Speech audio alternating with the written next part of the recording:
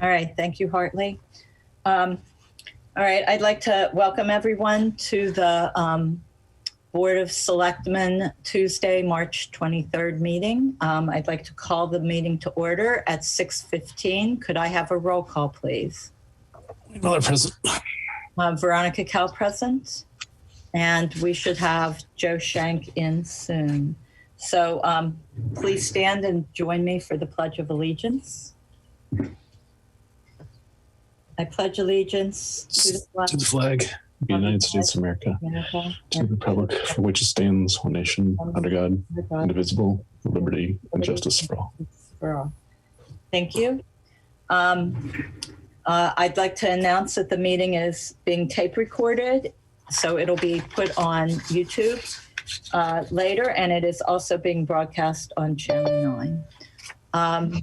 I do not have any additions or deletions. How about you, Wayne? Nope. No. Joe, welcome to the meeting. Selectman Joe Shank is joining us. We just started. Do you have any additions or deletions, Joe, to the agenda? No, I. Okay. Are there any public comments? Anybody that would like to speak who's in the audience? Yeah, Veronica, I think I have to call mine to order too. Oh, yes, you do. Thank you. Thank you. Yes, Yeah. you do. So can I do public comments? If there aren't any, then you can call to order, Lynn? Does Sure. that work? Okay. I have a public comment question, actually. Okay, Lisa, go ahead. We were told by TCAM's attorney that we could change the bylaws and organization if we got approval by the Board of Selectmen. My question is back in August, and I watched the meeting, it was stated that it's done and the Board of Selectmen had no power whatsoever to change bylaws or do anything like that. I'm just wondering, which is it? I guess for me, you are a corporation, so the articles of organization and your bylaws are yours and yours alone. So I think that what was stated in August was true, because I wanted to make changes to the bylaws, and I was told that those were done. They were the organization's bylaws. The horse has left the barn. I believe that we can change the agreement between that if the agreement between the town of Townsend and TCAM is to be changed, I think that any amendments to that need to Correct. be approved by both TCAM and the Board of Selectmen. Yes. So Yes. does anybody believe that to be different? Go ahead, Jim. You're muted. You're muted.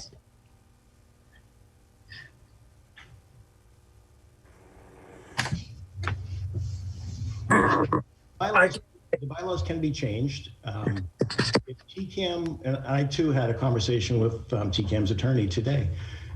If TCAM wants to change the bylaws, they can make changes, and they only become effective when the Board of Selectmen, pursuant to the bylaws, approve them. So what we talked about in August was, if you wanted to make changes, you don't have the ability to make changes and see if TCAM agrees. It's the inverse. They can make changes, but they're only good if you agree. The grant agreement. Is that in the bylaws? That's in the bylaw, and that's a conversation I had with their counsel just today. So I can try to pull it up while we speak, but if you want to move along to anything else you have, then I can come back to it.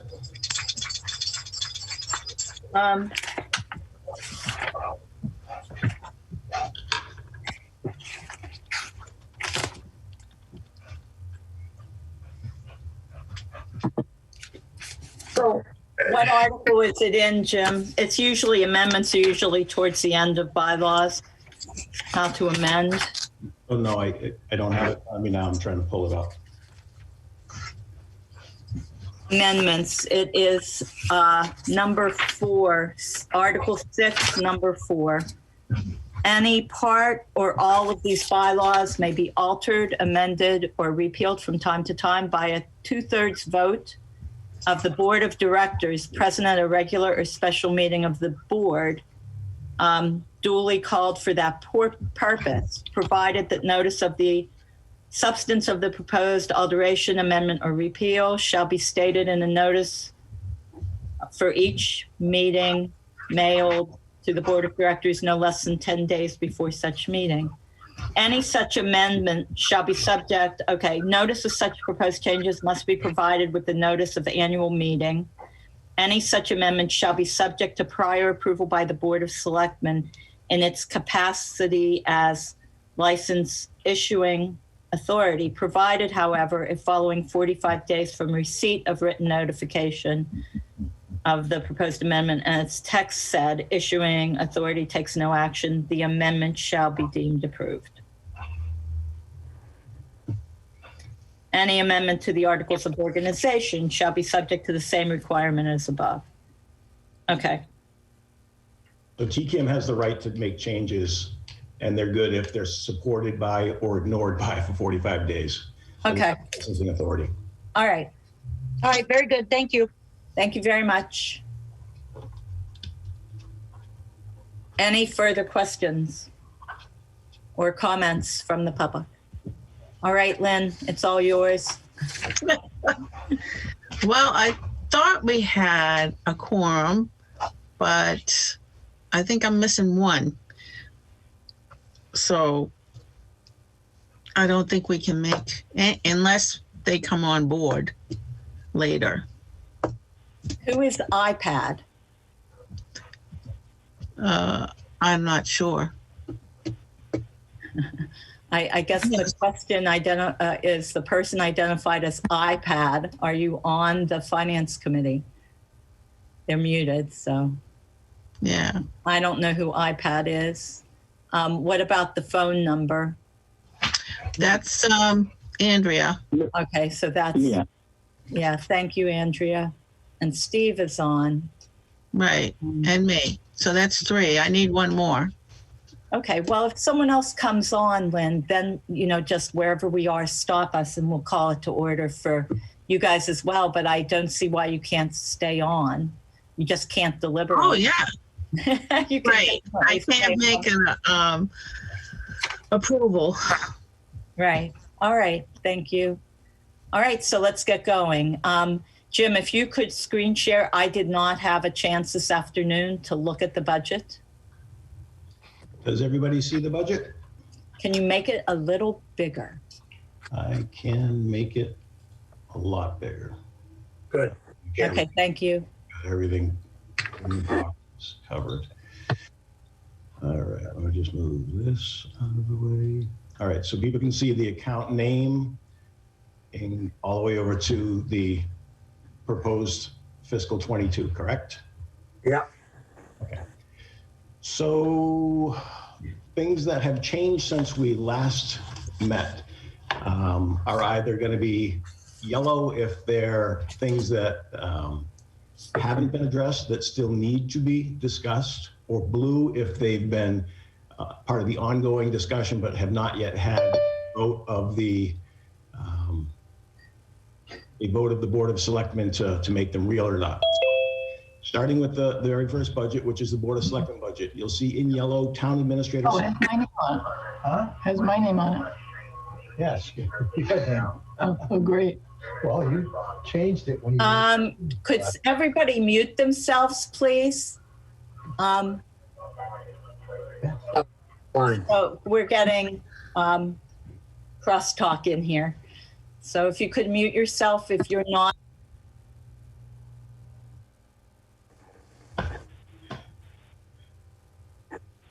Well, somebody muted Veronica by accident. I was going to say, yep, Muted herself. she's down. Thank you. Okay.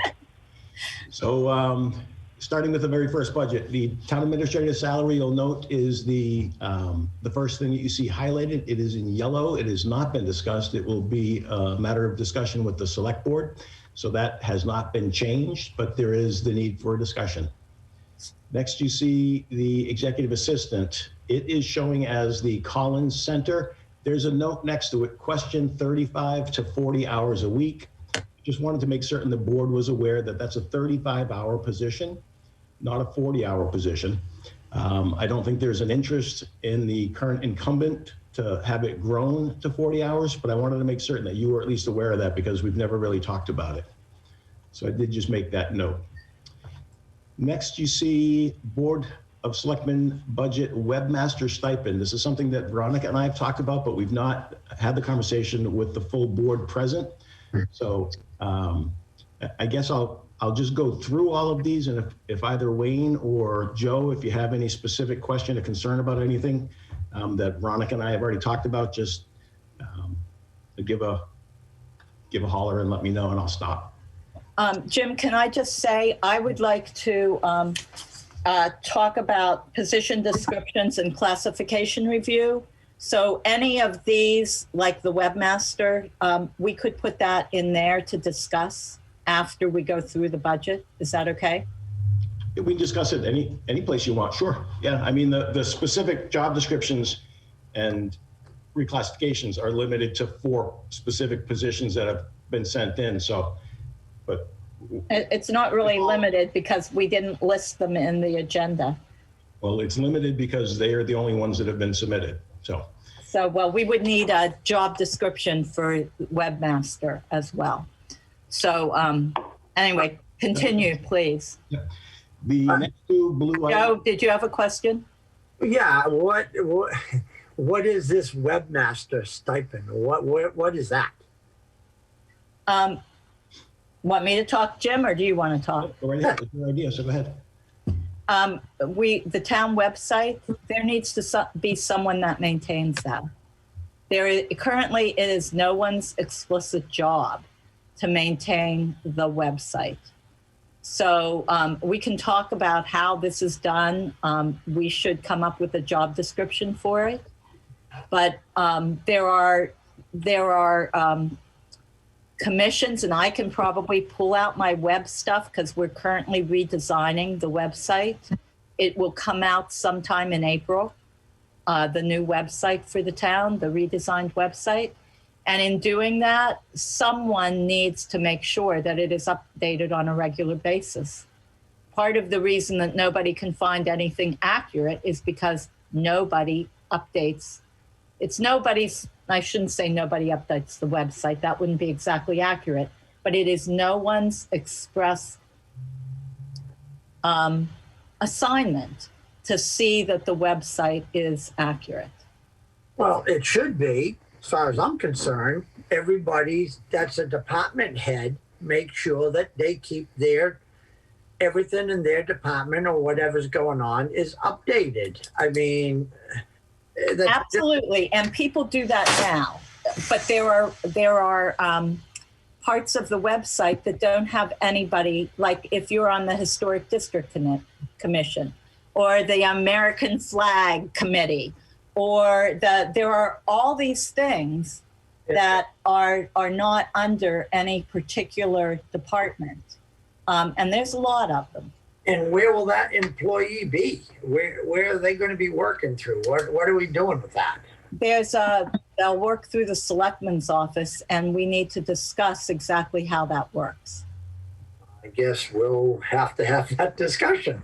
We do, definitely. All right, let's move on. Excellent. The next 2 that are in blue reflect reductions in the education and training and dues and memberships lines.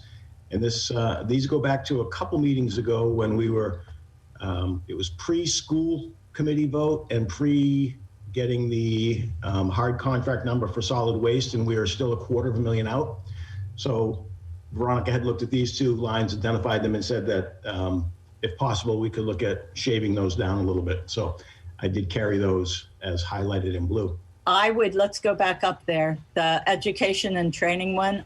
Yep. I'm just looking at fiscal year 19. It was at 2,500. And then we had that huge jump. I think 7K is too high there. I still think 7K is too high there. But we can talk about that. I just want to make that noted. Okay. What is the training and education? Who are we training? Any of the trainings that we put on, townwide trainings that there's an expense for, we pay out of that line. Okay. And then there have been in prior years requirements in the goals and objectives for the town administrator to go do outside trainings and professional development, and it's been paid out of that line as well. Okay, thank you. All right. Next, you see the town accountant's line in blue right here. And again, it's just being highlighted to continue to show that it is plugged in at the mid-range of the Collins Center grid. So it is dead center on that range. It reflects, as you can see, about a $12,000, $13,000 reduction over what Lori was earning. Each time I've commented on this line, I've said I'm relatively certain we're not going to find somebody even at that mid-range. As of right now, we have received one application and only one application, not even the usual non-qualified, just submit for everything you see online types of applications. So I'll be actually sending out a memorandum to you guys by the end of the week, looking for some guidance on some things for the next meeting. Hey, Tim, Yes. someone sent in a message saying that you're real difficult to hear. I can hear you clear. Maybe I'll pull this little mini microphone over. Is that, whoever can't hear me, I hope that's better. Yeah, it was good. Thank you. So next, we get to the Board of Assessors. And again, these are highlighted to show that they've been adjusted by the Collins Center. And I should state that this version of the budget is Collins Center implementation, which is putting people into the closest to but higher than their current rate. And then if that resulted in something less than a 2% increase, that position was given the next step as well, such that everybody gets at least the minimum of 2%. That is accounted for in this document. You then see the treasurer collector's staff is also in blue. That is Collins Center, again with the everyone guaranteed a minimum of 2.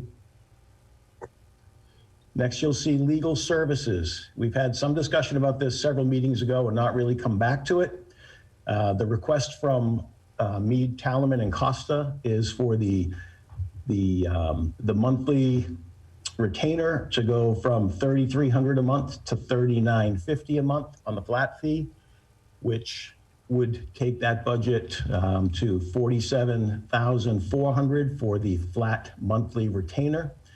And that would leave, if we use the same amount that had been left over under the current budget for the hourly, we would need to have $15,600 there. So that would be a new budget amount of $63,000.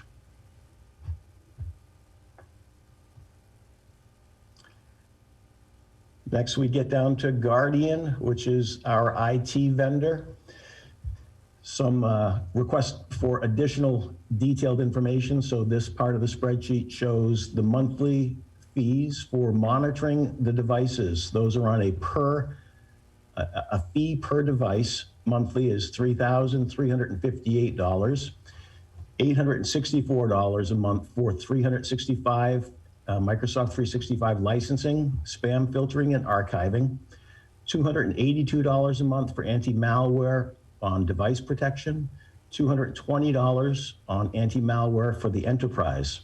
That comes up to $4,724 per month, or $56,688. If you take our current budget of $72,700, reduce it by that $56,688, that shows that we have $16,012 left. The hourly rate, if we have tickets that we call in for, is $135. That'd be 119 hours for the year, or 2.3 hours per week. The rhetorical question of the year is in that box: is this enough? I don't expect that it is. I think that we have seen the number of hours go down considerably over the course of the contract with Guardian, now that they've got everything reasonably well situated. But I'm not certain that 2.3 hours on average per week is going to be enough. So I do have that highlighted in blue. Can we look at, say, from January going forward and then extrapolate? Sure. On the hourly? Yeah. I know that early on there were a ton of, Yep. columns. Excuse me. John's iPad, could you mute? I just got on. I'm working on it. Okay. So, so that early on, I know there was a ton of stuff, but not now. Okay. The other question I have is on the monitoring devices. Do they maintain a list of the devices that are monitored? Absolutely. Serial numbers for those devices and who owns them or who is using them? I mean, I know the town owns them, but you know what I mean? How they're... Yep, absolutely. I can get you a copy of the monthly invoice, and that has a list of how many PCs by location, servers. I know they were going to create us a map of kind of an IT map of where everything is, what the serial numbers are, who the quote unquote owner of the device is. Sure. Is there a check-in and check-out process for these sorts of things? In the sense of if an employee leaves and they've been using a laptop, do they check it back in? Yeah, there is the very much like the keys. So when you become an employee, you get your key, you sign off that you've received it. You get a laptop, you sign off you receive it. If you get a phone, you sign off you receive it. And then as a part of your exit interview, all of that stuff is turned over. So unless you're going to be continuing to do some work, for instance, Lori Plord, she's agreed to continue because we don't have a town accountant right now. We have a 10-hour assistant. She was in this weekend. So she came in this weekend, did a little bit of stuff. So she was able to communicate with me today via the laptop. So she still has that. So there is a note in her file that she still has that until we do have a clean break. But there is an in and out on all of that stuff. In terms of the map, Veronica, they are they're almost ready to be able to do that now. They've just been in this last couple of weeks finalizing the porting. I don't even know what that means, but all of the new network cabling that was done on the second floor here, getting everything ported. Now they're able to do the map because they know what specific ports on the walls, at what number, go to what devices. So that should be coming. Okay, thank you. All right, then we get back. Jim, can you shift it so that we can see the left-hand column? Yeah, I had to get over there to see the... To see the blues. Yeah, okay, thank you. Yep. So we don't need to see that. Okay. So next we get into the town clerk. This is one where we've had some discussion at the, I think it was a Saturday meeting where it wasn't a full board of selectmen meeting, Veronica and myself and members of the FinCom. There was discussion about doing the Collins Center and whether or not positions like the police chief, the fire chief who have contracts, the town clerk who's elected, doesn't have a contract, doesn't belong to a union, whether they should be rolled into whether they should be accounted for in the implementation of the Collins. Because they're included in the Collins plan data, I have rolled them in, but I do have that still highlighted for that purpose. So ultimately, I can present a budget to you, but you have to say whether you wanted things. So, Jim, Yes, sir. I don't know. I didn't understand what you're saying. So, people that are on salaries, fire chief, police chief, you're saying that we're going to implement them in the Collins Institute so they will also get raises? They are in the Collins Institute plan. Everybody in the town organization, the water, highway, library, council on aging, cemetery and parks, town hall, police and fire, every position except the town administrator position is in the Collins plan. So when I am getting direction from the board proper to implement the Collins plan and then implement the Collins plan plus guarantee everybody gets their 2%, I'm looking at all of those positions. The only one that isn't getting implemented or anything done to it based on Collins is the position that I hold, which is why it's in yellow at the top of the box. I'm not a party to that. But you, in your contract, correct me if I'm wrong, don't you automatically, if they get a raise, you get a percentage higher than anyone's raise? The language in my contract says that if any non-union subordinate gets a raise, I get an equal at a minimum. Now, So- having said that, Joe, I haven't always taken that. I mean, you may know last year, because we were at the bargaining table saying that there wasn't funding to do raises for people. Even though I could have had a raise based on my contract, I didn't take it. So yeah, that's what the language says, but that doesn't always mean it's what I do. But we're obligated to do it for you if you choose we have to, correct? Yeah, the language says subject to negotiation, but no less than that amount. So it's all subject to discussion, Joe. Okay, all right, thank you.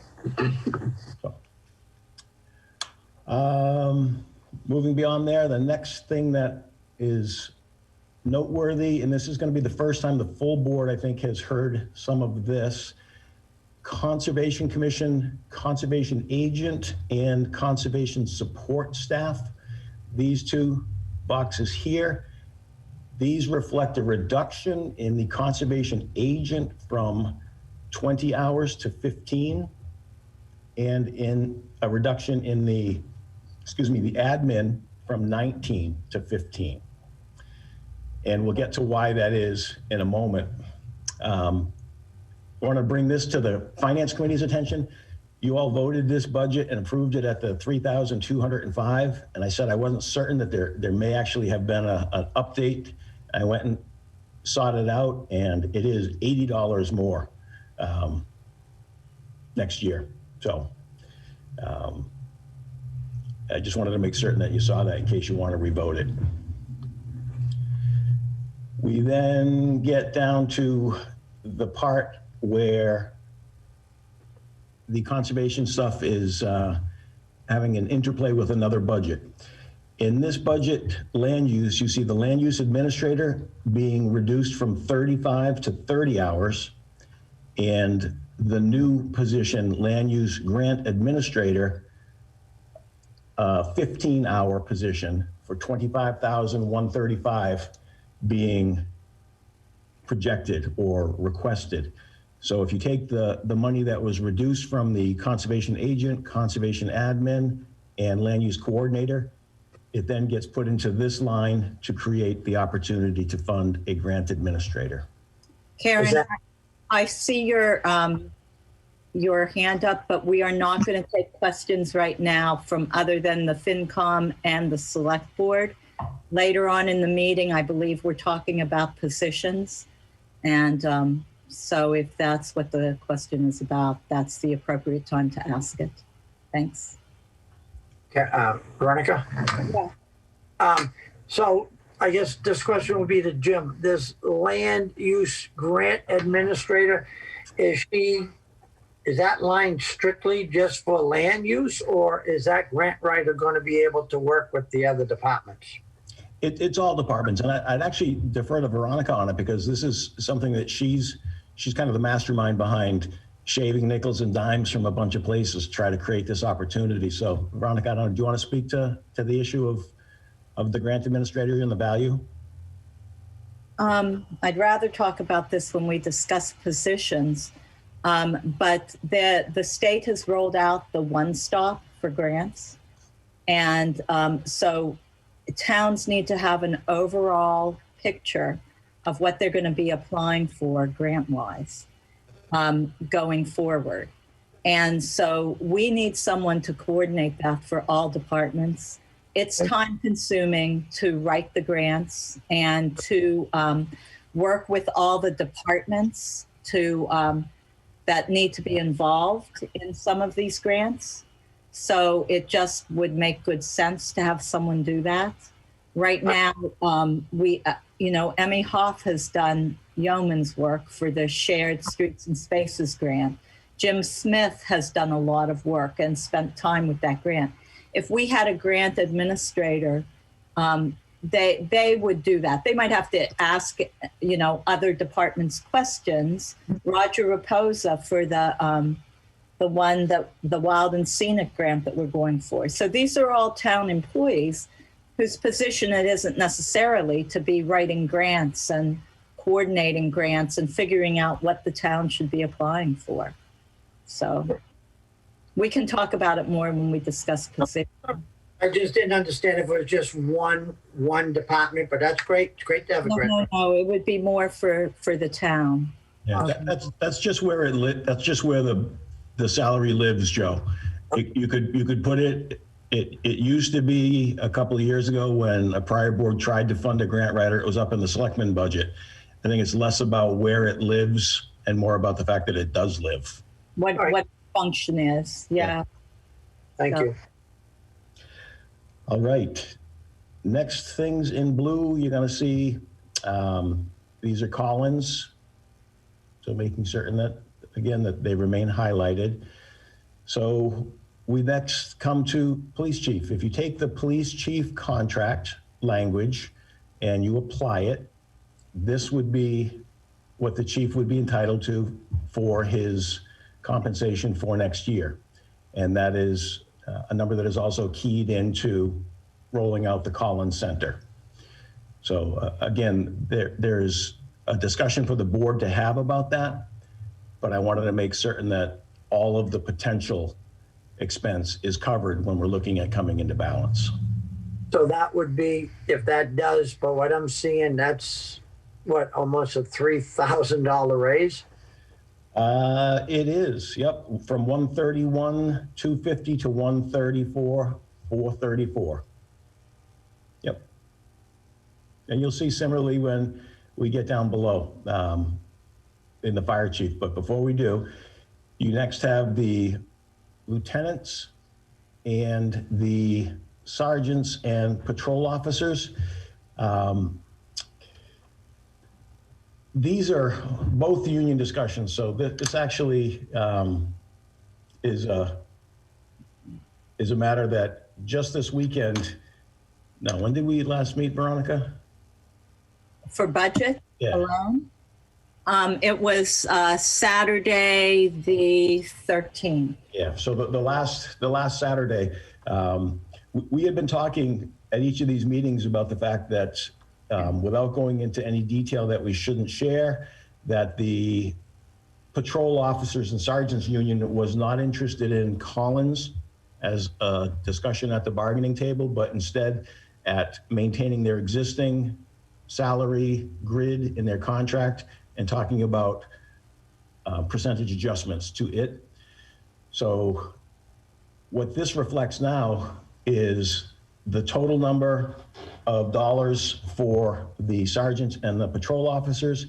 Off to the side over here, I'm not going to show because it's proprietary bargaining information and I don't want to roll it out publicly, but there's a spreadsheet there that you can all go on. This budget is, this sheet I'm talking about exists in the most recent budget you got last week, and it's also in the shared drive, Veronica, that you've created for the select board. But there's a chart that I built over there that you can plug in a 1%, a 2%, a 2.5%, whatever you want to do, and it will show you the amount of the increase on base wages, on overtime, and on education, all of which are tied to that base wage. So if you grow the base, those other things grow as well. So it'll show you how much that'll cost, just because they are kind of an outlier. Everybody else is being accounted for in this budget through Collins plus minimum of 2.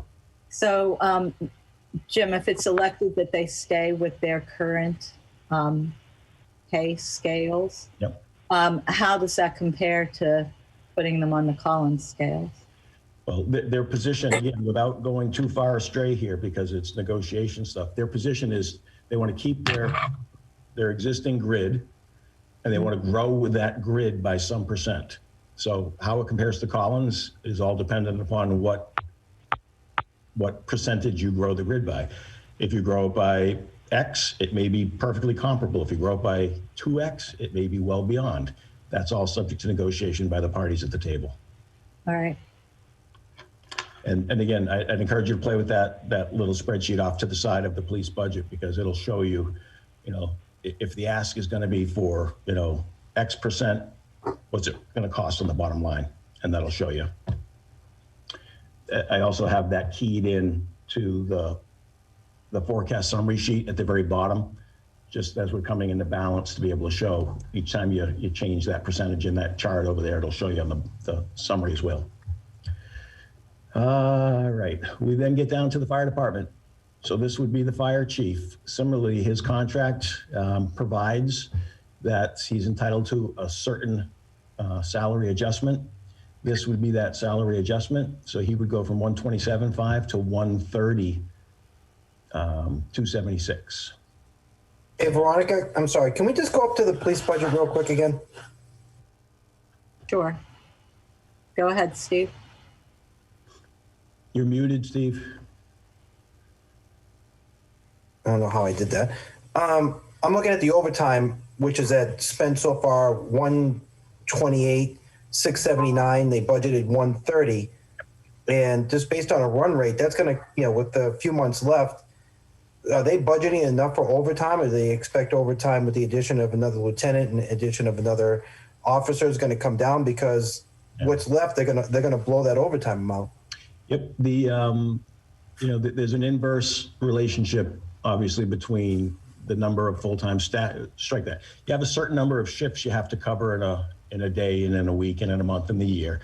And in order to staff at that level, you have to have a certain number of personnel to be able to fit within all of those shifts and not go over the Fair Labor Standards Act. So when we have positions, as has been the case historically, for a long while in Townsend, where there are vacancies in positions, you're going to be filling those positions with overtime. So now that, I think the chief said at the last meeting, this is going to be the first time that they have been fully staffed in years. He expects that number is actually going to be a workable number. If not even, he'll have a better sense next year, being fully staffed, that 130 may be high. So he's comfortable moving forward, given that he's fully staffed, that will be sufficient. All right, because it looks like they're spending, if my math is right, about 14,000 a month in overtime. So, and with this a few months left, that'll just go way beyond. So I was just making sure that, he was budgeting enough, but if thinks it's workable, then that's fine. I'm good. Yeah, the 14,000 a month has been predicated upon having some vacancies that are no longer going to be there going forward. So. Okay, thank you. Excellent. All right. I've got the fire EMS wages operations staff. These are the full-time union firefighter EMTs, and strike that. This is the per diems. I apologize for reading the wrong line. This is the per diems. So for a number of years now, Chief Boynton has tried to get the rate that we pay our per diem medics up to be more competitive with other communities and other agencies in our area that are pulling these people to work for them. Every medic shift that we need to have filled that we're not able to fill because we don't have per diems, we have to backfill with overtime of the full-time guys, and that's obviously markedly more expensive. So what the chief had been requesting was to go from the $23.50 per hour that we are currently paying the per diem medics up to 25 or even 26 per hour to be competitive. I have a writing from the chief where he does an analysis that says he believes he can get that done within this 234,906 because there'll be sufficient funding within that to fill the shifts at 26, and that the impact that he'll see, the reduction he'll see in overtime, if he runs into any trouble, there'll be a corresponding reduction in overtime that he'll be able to cover with. So I'll forward that off to members of the Finance Committee and the Select Board so you can see his reasoning there. But I did highlight it in yellow because it would take a vote of the Select Board to increase the rate to be paid to the per diem medics from 2350 to some other number, whether it's 25 or 26. But that can wait until after you've had the benefit of seeing his memo, which I'll forward off later tonight. And just because he's thinking that's going to cut down on the overtime, because I'm looking at line 361, where overtime was budgeted at 27,106, and we're at 96,000 already. Yeah, the chief has been keeping the board apprised throughout this COVID year that we've been in about the overtime and the fact that it's completely crushed the budget. Some of the overtime was initially spec'd out to be FEMA eligible. We've since been told that it's not, so we're eating it in the budget. The chief's position is right now he has to fill vacant shifts that should be filled by per diem medics with the full-time guys, and that's at an overtime rate at a higher hourly rate times time and a half, and that he'll be able to more than make it with being able to attract more per diems at the higher rate, getting to 25 or 26 to have it balance out. But again, it's explained in his memo that I'll forward off to you guys. Jim, I have a question. Yes. Contractual step. Explain that to me. I thought that the firefighters were unionized. They are, and within their contract, very much like the police contract, they have automatic steps, very much like teachers, automatic steps from year to year. So that's part and parcel of why the police want to keep, I would speculate, why they want to keep their current pay grid and just grow it by some COLA adjustment. But for the firefighters, they have steps within their contract that those numbers reflect. So you'll see increase in the operations staff captain from 80,907 to 82,918. So that's the raise for that position. Okay, so my next question has to do with, for most union positions, and I know fire and police are different, but for most union positions, when we look at this budget, the amount that the employees are actually getting paid is the FY19 approved.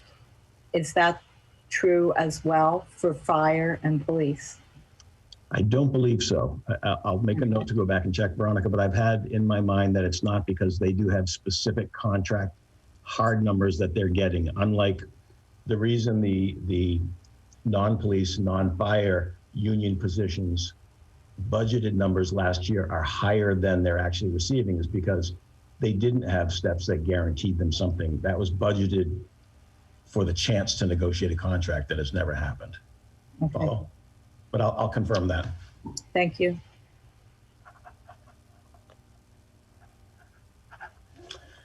Excellent.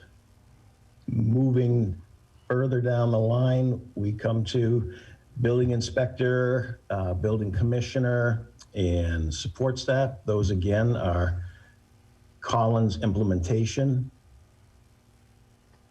And these are again, minimum 2% to everybody, correct? Yep. Okay. Everybody that is Collins implicated is closest to but higher than, and if that was less than 2, they got the next step. Okay. And we next get down to school. This is the big news since the last time we publicly discussed the budget. I'm going to go to the expenditure projection tab at the bottom here and go to education, which are these 2 cells here. That is our North Middlesex Regional School District operating assessment and our North Middlesex Regional School District transportation assessment. Right now, the increase that we are being asked to cover for North Middlesex transportation and operations assessments next year is, and I'll come back to the forecast summary where it's broken out, is that cell right there, $294,083. So they're looking for just under $300,000 more next year than we're providing this year. You'll recall that a week and a half ago, that number sat at a request of $602,000. So I just wanted to congratulate members of the select board, members of the FinCom, for the work that everybody's done in engaging with the school committee the school superintendent, the business manager, our counterparts in Pepperell, and making the point that it's not sustainable to continue to have, as you can see here, this is a pretty good illustration. In fiscal 18, we raised $1,432,000 new dollars, and $1 million, one of them, 77% went to education. The next year, we raised $983,000 new dollars, 607 of them, or 62% went to education. The next year, 65% went to education. The year we're currently in, 104%. So we could raise 563,000 new dollars. Our assessment went up by 583. So every new dollar we raised plus 20 grand from our existing pocket went to fund the increase in the education assessment. That's not sustainable. We had that discussion with them this year. And again, kudos to everybody for engaging, and I guess publicly a nod of appreciation for the school committee and the superintendent for hearing the fact that that's not sustainable, and voting a budget that allows us to be looking at the $294,000 increase as opposed to the $600,000 that was originally projected. So, Jim, I'd like to say thank you to you too, because I know you worked very hard on that. We had many conversations about them numbers, and thank you for going that extra mile to bat for that. I appreciate that, Joe. Thank you. Again, I think the reason I say that, Joe, is I can be the guy that's running his mouth on the Zoom, but the fact that the full board of selectmen are on the call and are sitting there and are nodding in agreement means more than me doing it sitting there as just the staff guy by myself. So the fact that they see you guys is the important thing. So it's good stuff. Thank you. So that's the good news for that assessment to have come down. We then get into highway, and this is Collins. I do have highlighted the fact that the position of support staff or admin used to be a 15-hour position in highway is still unfunded. It was funded at one point, and then moving forward decided to be not funded. So there is money sitting there, as you can see, in the current fiscal year, but it's not going to have been expended. Next, you get down to another big bit of news since the last time we met. This is the curbside trash and recycling pickup, and the contract expense in the current year is $715,500. You see right here. A budget ago, when we last publicly spoke, there was an $80,000 increase built into this number for next year. So this sat at $795,000. The Board of Health, working with their consultant, did an exceptional job of negotiating with our current vendor, Shaw's, and negotiating a 3-year contract that gets the year one to be flat. So fiscal 22 will stay the same as fiscal 21 at $715,500, and then a 2.5% increase each year over the next 2 years. So this was very, very good news in addition to the school news. Next, you see cemetery and parks. This is a number. I've got Collins Center, but I also have a parenthetical note, if reclassed. That's a discussion also taking place in this, bless you, conversation taking place in this meeting in a little bit regarding the job description and potential reclassification of that position. The other thing I'll draw your attention to is in an earlier version, I had plugged in the proposed cut from cemetery and park. And at our last joint meeting, a question was raised as to why that was the one that was rolled with. So in talking with Roger, I've gone back through and gone with the level funded budget, with the exception of this line, which is where $1,300 used to live, and that was for porta potties. And the discussion has been that if there are in fact events, if there are no events this summer, then there's no need for porta potties. If there are events, it's probably still not great to have porta potties out on the common, given the issues of cleanliness and hand washing and other things virus related. So that $1,300 is the only reduction. Jim, on the staff positions, are those all Collins? with They them are. Yep, too? they are. Yep, they should all say Collins as well. Okay, thank you. I can make that adjustment on it. We then see the Housing Authority support staff, that is Collins. That's a 5-hour position. You then see Board of Health, that is a Collins. You then get down to landfill, engineering, and professional services. I'm still holding out that there might be some wiggle room in there. That hope is fading quickly, but it's still being discussed as to whether or not there might be a little bit of room in that number. I thought that was a 2-year contract, the 30K. Am I wrong? No, I think you're right. But I think that the regulations might change, which would lessen the need for the scope, and the contract provides that there is the ability to make amendments by agreement of the parties. So I just want to chase it a little bit. Okay. Next, you get into the Council on Aging. Collins Center on the director. This line is different than when we've last met publicly. This is the Council on Aging, all other staff, and the note reads, Council on Aging reorganization request plus 20K. So this would seek to grow the budget by roughly $20,000. So currently at 62,808, they'd be looking for 81,715. And I think to the credit of Mr. Hamill, the chair of the Council on Aging, and Karen, the director, they made a very compelling case that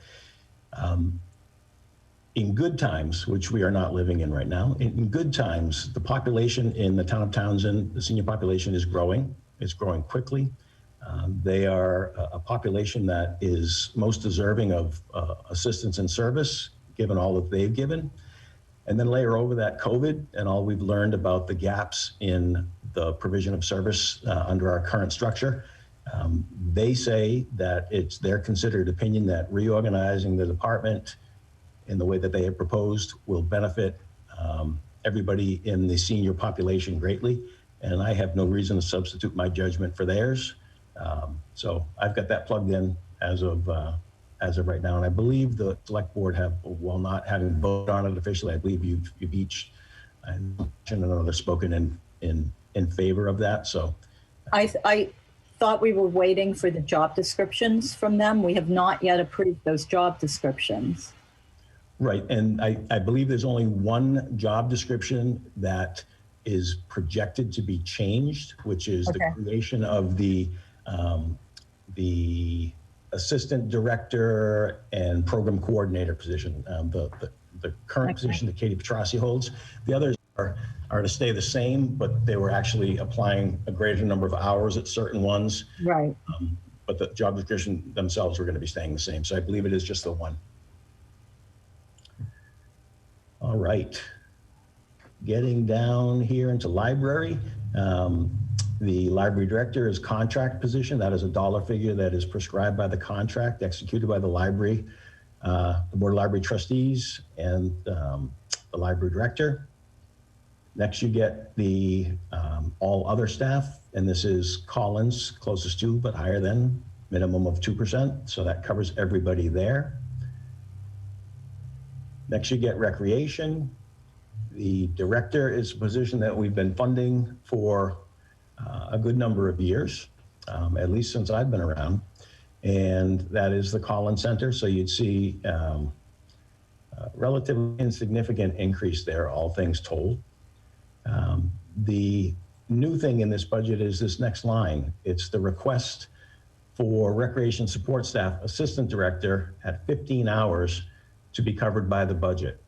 This is something that had been being covered outside of the budget through the revolving funds, and that opportunity doesn't exist any longer, as the revolving funds have been nearly depleted as a result of no programming over the last year. Little to no programming means little to no revenue coming in, thus the need to seek funding from the town's general operating budget. Next, you see the flag committee. For the last 3 years, there's been $7,500 appropriated and not a penny expended. Been advised that they have donations and they don't intend to spend. So that is being proposed to be removed. Our debt is reduced by about 20 grand from last year. Those are the actual debt numbers, and they tie into the debt tab at the bottom. And for those interested in greater detail, the actual breakout of the debt detail over the next 8 years or so. So back to the budget. We then see county retirement is our actual assessment. Unemployment is what we carry. This is health insurance. It is still blue. The number is $856,903, which is a 6.8% increase. This does not take advantage of the 1 month premium holiday that is being offered to all of Maya's Blue Cross communities like us.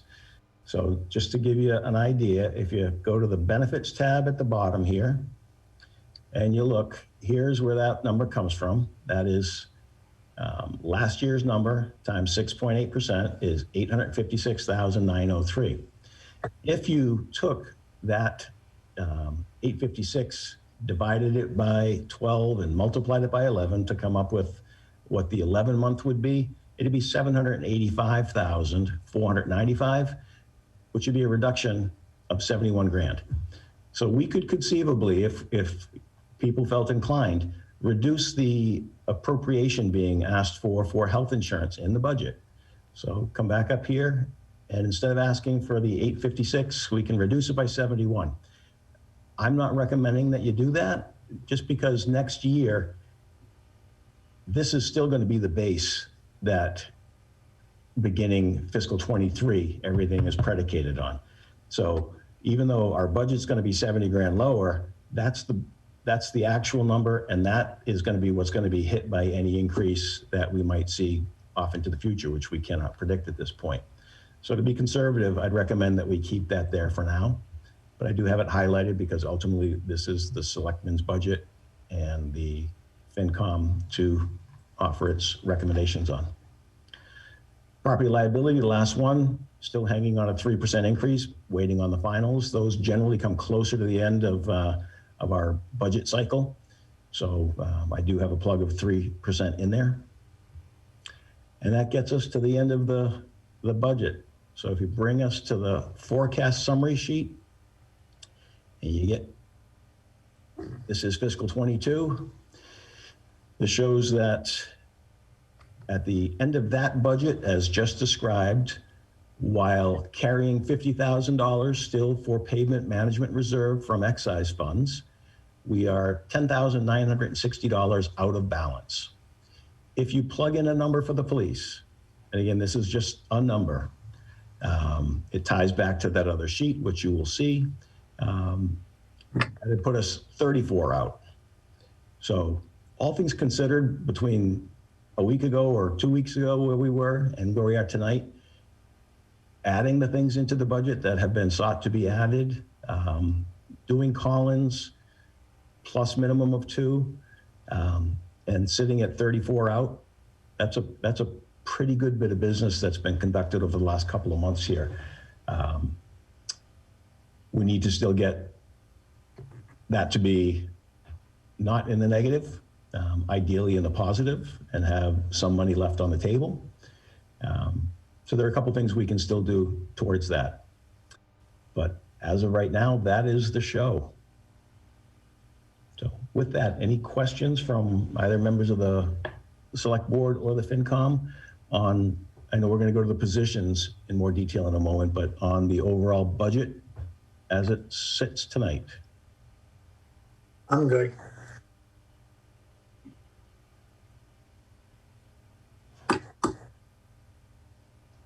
FinCom members, anybody?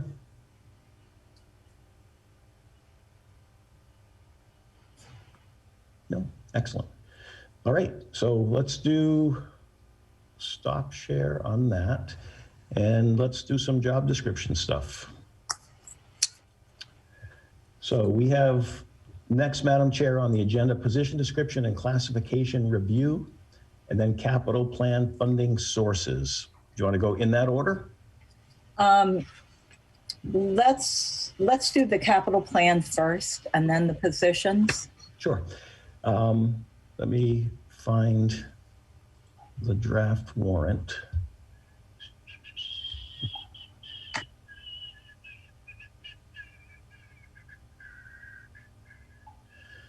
Am I sharing things or not? Not yet. Okay, I couldn't tell if I was seeing flickering here or if it was happening there. All right, so selectmen, town meeting, and, all right. Let's see if it's rolled in here. It is. All right, I am going to share this. All right, can everybody see that? Capital financial articles. So note that it says in highlight and bold, this is still draft. And I want to be clear, the capital planning committee has voted this. So it is real and it is final unless they take it back up again. There's some discussion about a portion of it, which is why I wanted to make the note that it's still draft, because it may yet get back before the capital planning committee. The capital plan is $933,000, as you see down here, so shy of $1 million. And these are the amounts for each of the projects and the funding source, so where the money is coming from. So for instance, fire EMS, ambulance, this is the second payment on a 3-year lease. The payment is $103,160, and the funding source is the ambulance receipts reserved account. Next, you'll see replace 2,000 feet of 4-inch supply hose. Again, fire EMS, $10,000, and it would be capital stabilization. This is one that I'll likely be reaching back out to the capital planning committee on. The chief had another request for $15,000 that there wasn't, let me back it up. In capital stabilization, there was $94,000 remaining from last year. We had not yet had free cash certified. So that was the amount that was on the table for the capital planning committee to continue to consider. They voted to use $80,000 of cap stabilization on this F550 4x4 1-ton dump with plow, and the balance of $10,000 from cap stabilization for this supply hose. That leaves about $4,000 still on the table in cap stabilization. The fire chief has come back and said that while he's appreciative of the $10,000 of supply hose, he would much rather have his $15,000 request, which was for a piece of equipment that we're currently borrowing from somebody else because ours is out of commission. So what that might look like is, instead of this saying the 2,000 feet of supply hose, it would have that piece of equipment listed. Instead of this saying 10,000, it would likely say 15,000, and it would be cap stabilization, 14, and 1,000 from some other location to be named in a future draft pick. You know, we'd have to figure that out going forward, but. You know what that equipment is? You know, I could pull it up off of an email, but I don't remember it off the top of my head, Joe. Actually, Veronica may, because I know she dealt with it last year. What do you remember what this $15,000 piece of equipment was? No, I don't. Something with the skid. Pardon me? Something with the skid. You know, the Yeah, I could pull that folder out, but I can send it to you as well, Joe. All right, no problem. Just a question. I'm good. So then you get to the highway, a new loader. It's $170,000. The plan as proposed would be to borrow it at $12,500 a year over 20 years. That doesn't excite anybody. So, I think that's a bad deal. Yep. That I mean, I'm sure it's a fine deal, but I don't think the town should do that. I think. Okay. So on that point, there is an amount of money that is sitting in an account that results from a refunding that was done on a prior borrowing. It's $140,000 that can be used for a project that is of like type and like duration of the original borrowing. I don't have it back from bond counsel yet, which is where we would need to get it, as to whether or not this piece of equipment would fit the bill for being able to use those funds. But the objective would be to be able to drop that 170 by using that 140 that's on hand, and then fund the balance of 30,000 through free cash.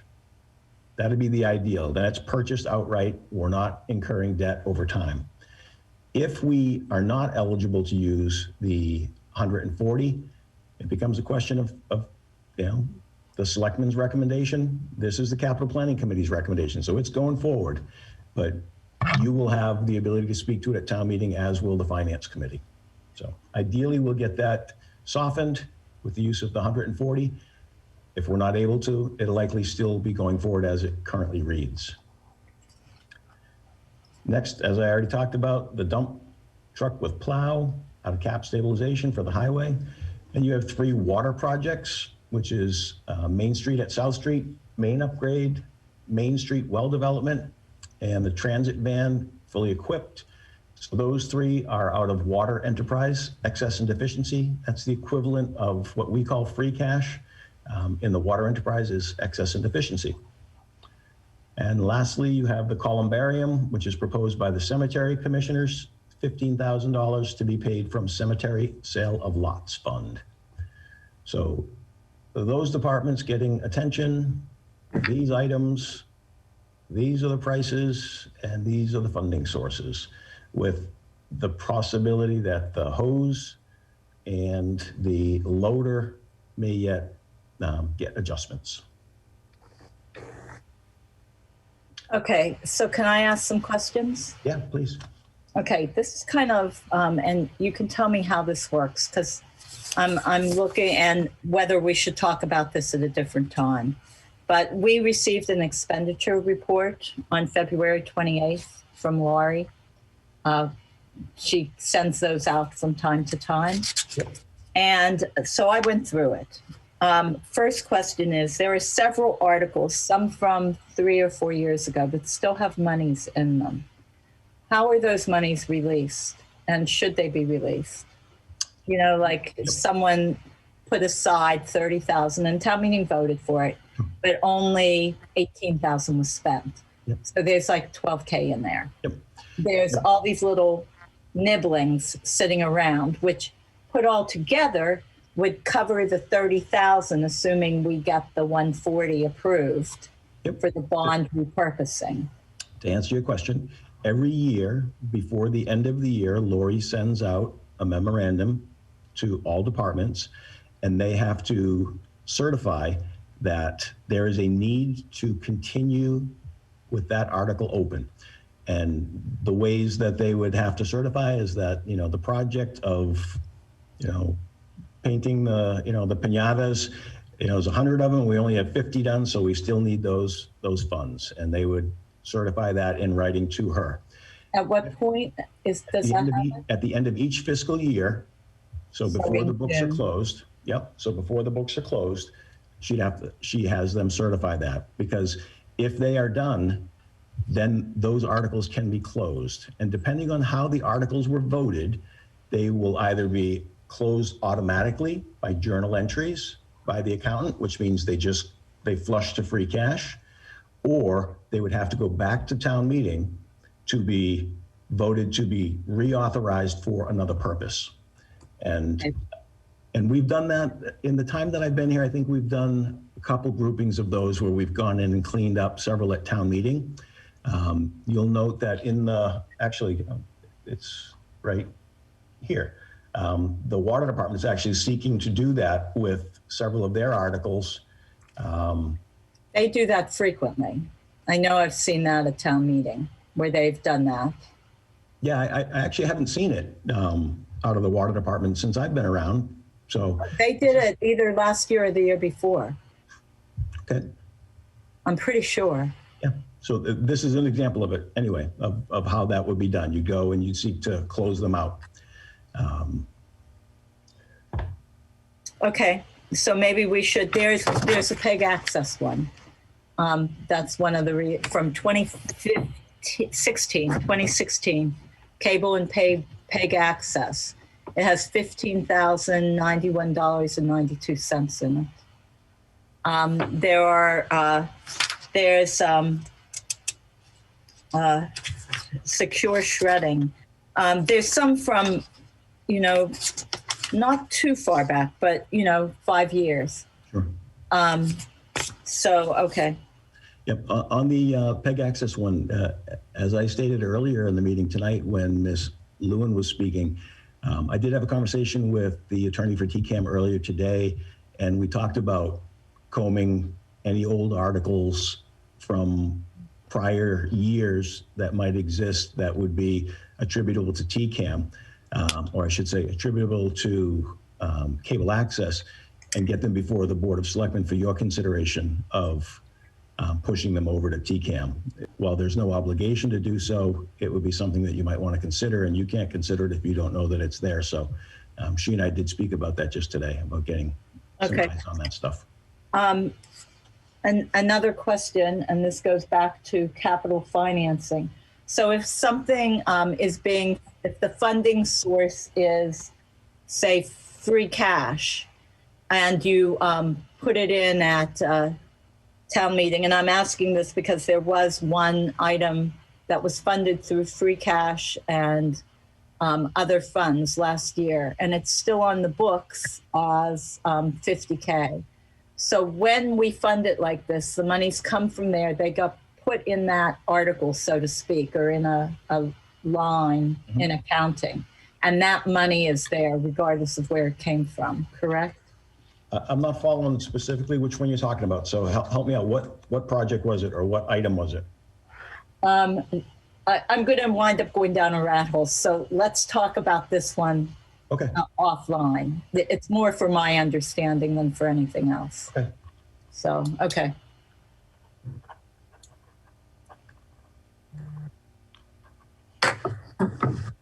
There are several capital projects that got put aside last year from the 2020 plan, and that never got expended.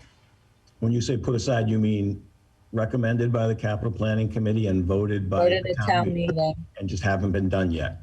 Correct. Okay. The simple answer is it can't be used for anything but for what town meeting voted it for, and it will continue to sit there until either the project is done or it's closed out via journal entry if it can be, or reauthorization at town meeting. Otherwise, it just sits there. All right. Thank you. Sure. Anything else on capital from anyone? So it's a final plan, but may yet be a work in progress. Not to be inconsistent statement. When does it have to be final? Does it have to be final at the point that, oh, you're talking about this. I'm talking about the budget. When does the budget have to be final? The budget should be final for the posting of the warrant, right? I mean, you don't want to have the warrant get posted without the actual numbers. I can tell you in the past, not since I've been around, but in the past, you've had budgets that haven't been finalized until the day of town meeting. No, we're going to get this thing buttoned up. I would suggest probably within the next 2 weeks. If you look at the calendar that we've agreed to, we'll have this thing with the ink dry and done. Okay, so the warrant gets posted on the 16th of April? Correct. Okay, and so we have a meeting on the 6th of April. Do we need a meeting on the 13th as well? The Board of Selectmen. I'm just thinking if things need to be finalized that week. Well, we can see, I mean, it may be that we'll have enough information to even have it finalized before the meeting of the 6th or for the meeting of the 6th. All right. If we don't and we need to pencil something in, then we can course correct at that point, but I'd rather try to just get it done. We're close. I agree. All right. All right. So let me get out of this then. Stop share. So then we have job descriptions and potential reclasses.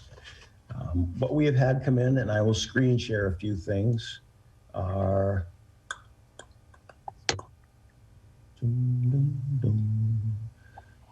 we'll take this one first.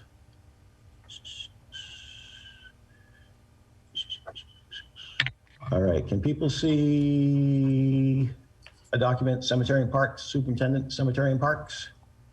Yeah. Excellent. This is the job description that the Collins Center arrived at and that the Board of Selectmen adopted. I'm gonna take you for a journey to the backside of this document here. Education and experience. This, that section right there, those 3 words, in the Collins Center version said 325.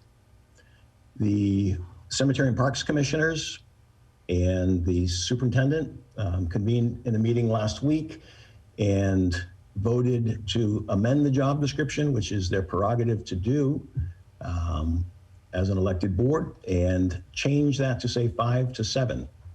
They did it in large part because each of the other superintendent's jobs in town that Collins did job descriptions for, like the highway superintendent and the water superintendent and the facility superintendent, all say 5 to 7. So for consistency, they made that recommendation. As a result, there is, let me jump out of that for a second and show you something else. So,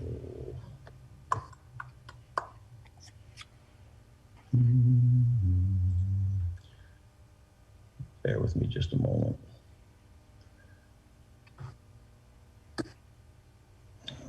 Okay. Boom and share. So I'll give you a bit of a tutorial on kind of the voodoo that we do. So what you see on the screen there, you should see a position rating summary sheet, right? Everybody see that? Yep. Position title, superintendent, cemetery and parks. It shows factors, 13 of them. So you'll see supervision received, supervision exercised, judgment, complexity, nature and purpose of contacts, that's out in the world, confidentiality, education experience, work environment, physical demands, motor vision skills, occupational risks. Each of those factors gets put through an evaluation tool that the consultant presented to us. And you look at the job description and you look at that evaluation tool and you read down the evaluation tool from the very first degree, they're called. Each factor has a list of paragraphs that are each first degree, second degree, third degree. You read down.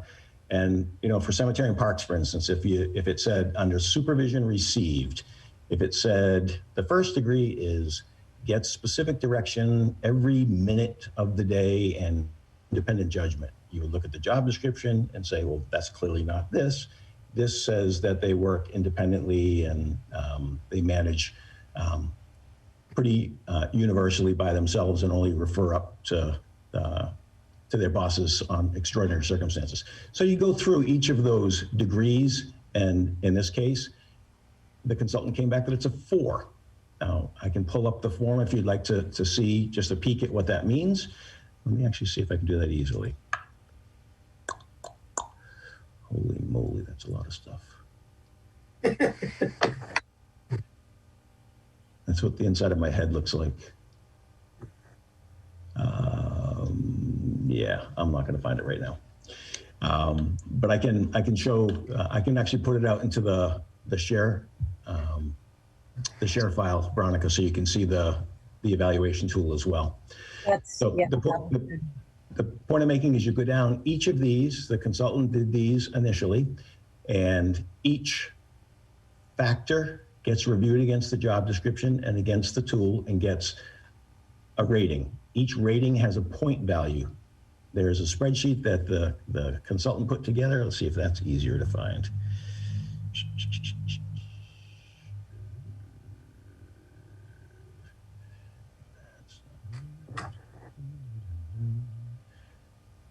This is it. So this is the spreadsheet that does each. Really shouldn't be having names. They had them on there, but hide that. So you get position title, the department, and then each factor, so supervision received. You get what degree you are, and it gives you the points. And this is all hardwired with formulas by the consultant. So you go through each of those factors: supervision, exercise, judgment, complexity, nature and purpose, and the like. So each of these has been evaluated. Each of these positions in the town has been evaluated and has resulted in a total number of points in this end column. So this position of whichever this is, water superintendent, comes in with 410 total points, and that's based on the analysis done by 10 points. Anything between 400 and 490 is a group F. So when you see the comp and class plan that has positions by grade A, B, C, D, E, and F, this is where that is all born. So there's a point spread that dictates which band or grade, group E, group D, whichever one you get placed in, is based on the total number of points that your position evaluated to be. So each of these tabs on the bottom under supervision received, if it was, you're autonomous, you get a 6 is the rating, you get 60 points for that. If you're nearly autonomous, you get 40 points. But there are detailed pieces of language in the narrative portion of this tool.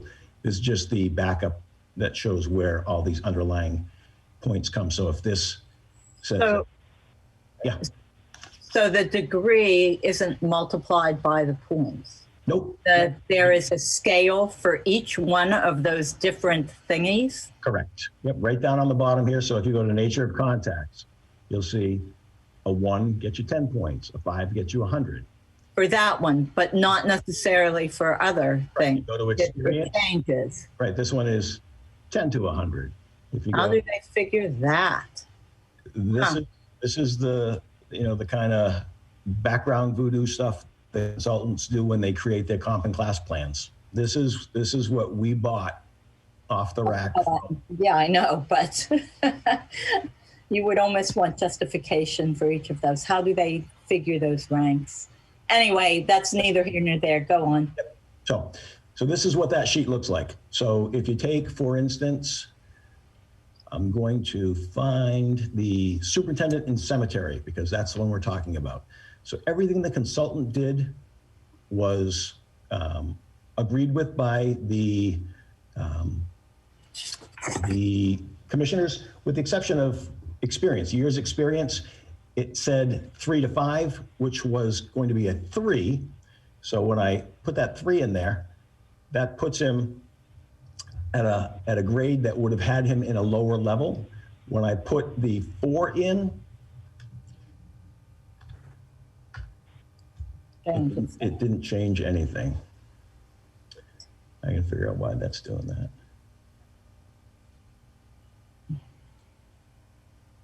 Yeah, I've got to go back and figure that one. Yeah, this isn't the sheet where the change was made earlier. I got to find the actual one that I made the changes on. So, I mean, how important, I guess we're talking about this, but how in depth do we have to get into this? You don't have to get in depth on all of these. I just wanted you to see kind of the underlying pieces and how they filter up to this sheet, which happens anytime somebody is looking to have their position reviewed for a reclassification. You'll see this sheet. It'll go through the rating of each factor. It gives it whatever degree it comes out at and the corresponding number of points. And it comes up to a total number of points, which then fits into one of the bands for a grade.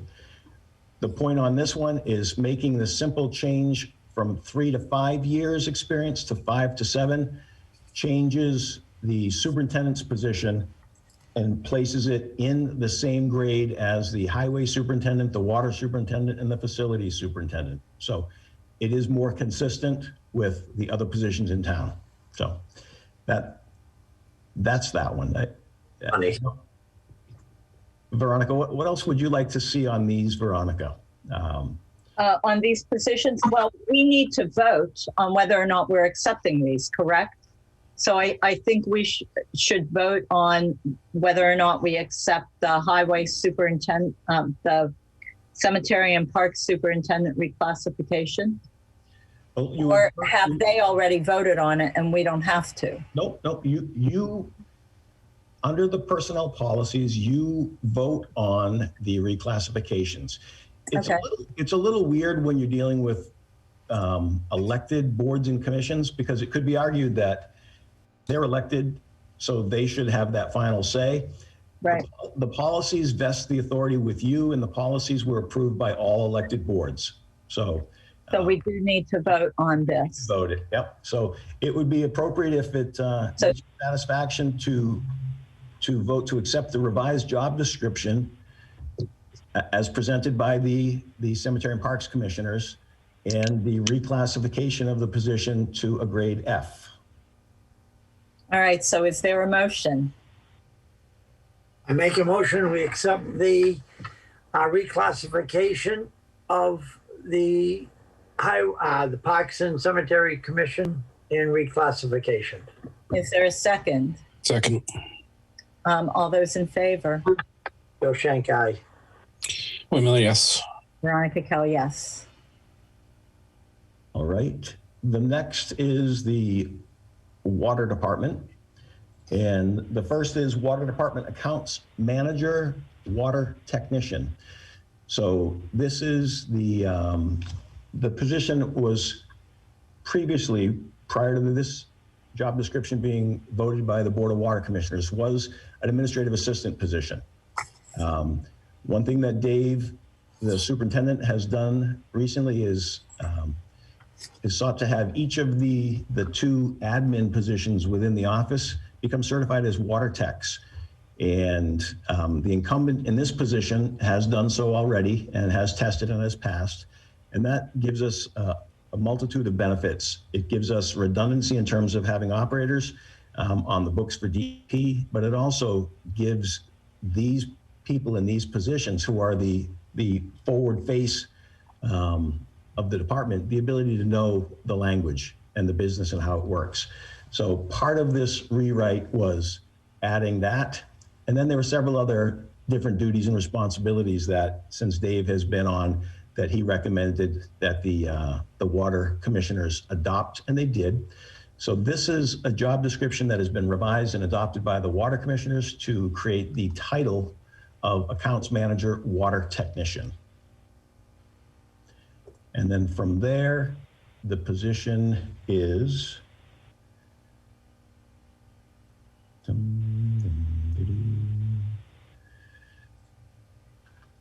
the position. The other one, or? Gets rated out. So this is Accounts Manager, Water Tech, and going through the analysis based on the new job description, sitting with Dave and reading through, supervision received. You look at the narrative on the evaluation tool, and you read through each of the degrees until you get to the one that covers adequately the job description. So having gone through each of those with Dave, the superintendent, come out with 225 points total, which is a grade D placement. And when you go to the sheet that has all of the positions, I got too much open, I'm sorry.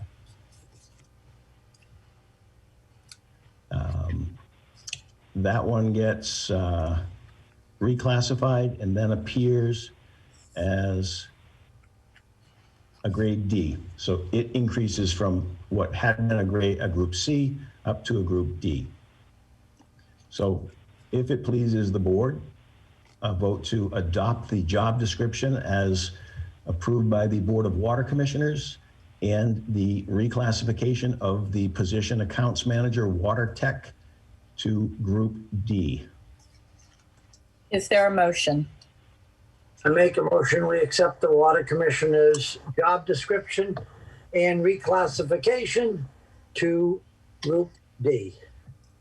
Is there a second? Unmute, Wayne. Or I will. Forgot. Sorry, second. That's all right. Any discussion? All those in favor? Joe Shank, aye. Wait, Miller, yes. Veronica Cal, yes, it is unanimous. The next is also Water Department, and this is the senior administrative position, which the Board of Water Commissioners have voted to retitle Office Manager / Water Technician. So also requiring that this the incumbent of this position become certified as a water technician for all of the benefits as I earlier stated in the discussion on the prior position. So there are a number of revisions to this based on what Dave has seen in the time he has been here that he thinks were appropriate, and he presented them to the water commissioners, and they supported the request for the revision to the job description. So moving to the position rating, let's see which one. This one. So this one, gone through the same exercise with Dave, having gone through the each of the factors and going through the rating scale to determine which degree and accordingly which number of points. Comes up to 320 points, which places it in a grade E. So it goes from a grade D to a grade E. And I can try to show you. So the grade E, that would mean it comes in with positions like the recreation director, the water foreman, the children's librarian, the executive assistant position, the cemetery parks foreman, the office administrator, that is that one, I'm sorry, the working foreman, and the office administrator in the police department. So that would be the grade that it would now live in. So if it pleases the board, a vote to accept the job description of Water Department Office Manager / Water Technician and the reclassification to a grade E. Is there a motion? I make a motion that we accept the water commissioner's reclassification of the water manager, water technician, and reclassification to D. Is there a second? Second. Any discussion? All those in favor? Joe Shank, yes. Wayne Miller, yes. Veronica Cal, yes. All right, and then we get to, Do the library. yeah, that's where I'm going next. Let's see. How many do we have to do? This is the last one for tonight, actually. I have a council and aging one that'll be next week. And I want to talk about the positions for land use, if we could. Yep. So I've senior tech, My goodness. There should be library tech, senior tech children. I've got all of those. I'm just looking for the one that had a reclass, but I'll go through them in this order, I guess. So we have, I'll share screen. So this is librarian young adult. So this is the job description that has been adopted by the Board of Library Trustees and does not result in a reclassification. So this would be just a vote of the Board of Selectmen to accept the voted job description of library young adult as supported by the Board of Library Trustees, period. I make a motion, we accept the Townsend Public Library young, like you lost the screen so I can't see it. Young adult librarian. Librarian young adult. Is there a second? Second. Any discussion? No. All those in favor? Joe Shank, yes. Wayne Miller, yes. Veronica Cal, yes. This one is library technician. This is one that actually did result in a reclassification, and the library trustees looked at this and made a couple of edits that when I went over them with Stacy doing the evaluation, it bumped it a grade. So I do have, let me find the, Doing all these reclassifications, all they're doing is just bumping themselves up with pay raises, correct? not necessarily, and I'll show you that in a second, Joe. Let me just find the, It also makes their job descriptions fit the job that they're actually doing. Okay. right. Just that. I'm all right. Not to show me. I'm good. Library tech, no, I did need to show you because it's a reclass, how this one came out. So this one is going to a grade C placement. And again, having gone over each of the factors by degree, which generates the points, that total number of points places it within a C classification. So if it pleases the board, vote to accept the job description as put forward by the Board of Library Trustees for the library technician and the reclassification to a grade C. To make a motion, we accept the library trustees job description change to a grade C. Is there a second? Any discussion? All those in favor? Yes. Windmill, yes. Veronica Kell, yes. And this one is a simple job description change put forward by the library trustees. Library senior technician does not result in a reclass, but if it would please the board, a vote to adopt the job description of library senior technician as put forward by the Board of Library Trustees. Make a motion, we accept the library senior technician that has been put forward by the library trustees. Second. Discussion? All those in favor? Thank you. Yes. Windmill, yes. Veronica Kell, yes. And the last one, also revision to the job description, but does not constitute a reclassification, library senior technician children's. So if it would please the board, vote to accept the job description as presented by the Board of Library Trustees for library senior technician children's. Make the motion, we accept the proposal for the library senior technician children's as proposed by the library trustees. Second. Discussion? No? All those in favor? Joe Shank, yes. Windmill, yes. Veronica Kell, yes. Excellent. And Madam Chair, members of the board, I will have one for you at your next meeting, coming, as we talked about earlier, coming out of the Council on Aging. And there may yet be some additional work, obviously, with the positions there. The grant position doesn't have a job description yet, so that needs to be taken care of. And then the issue of the stipend for a webmaster, whether or not that would require some sort of a brief description as well, in order to make certain that whoever it is that's being held responsible knows what they're being held responsible to do. I have a question. Yep. Why are we doing that as a stipend? Why are we not doing it as a 5-hour-a-week position or something on that order? Is there a particular reason to make it a stipend? Is it a word that I said at some point? Yeah, I think you said, a stipend for a webmaster, so I just wrote it that way, but no, it doesn't need to be a stipend. If there's, for instance, the Housing Authority admin support position could have been a stipend, but Right. instead there was someone in the organization that was working less than 40 hours that had an interest in picking up those 5 hours. So we were able to do that, and Jody picked it up.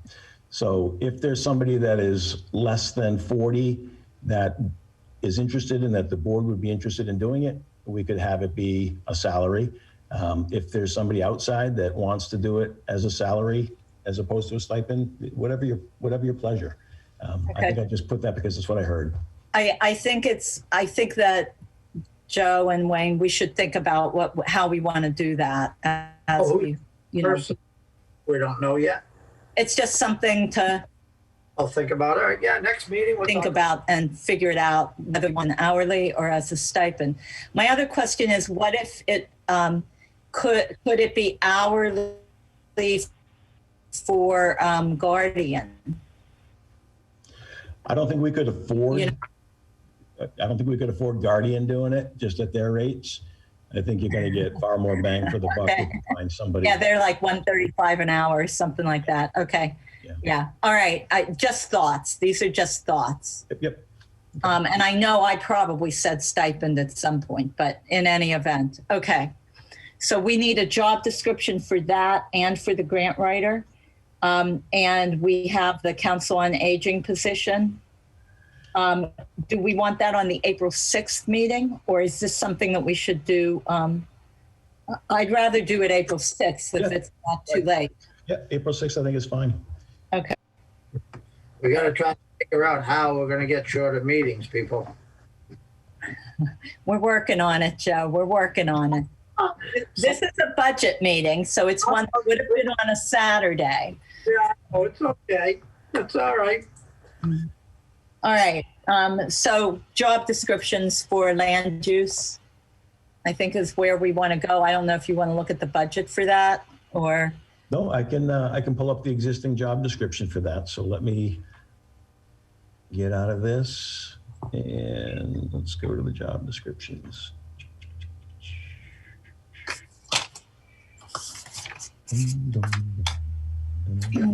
So what we had this past year is we had an agent and an agent for 20 hours and an admin for 19 in conservation. And we had no land use coordinator. So, so what the Conservation Commission has grown accustomed to is the 39 hours. The land use coordinator, Jim's going to bring up the position, that's over both planning, zoning, and conservation. So go ahead. Can you see that? Yes. Okay.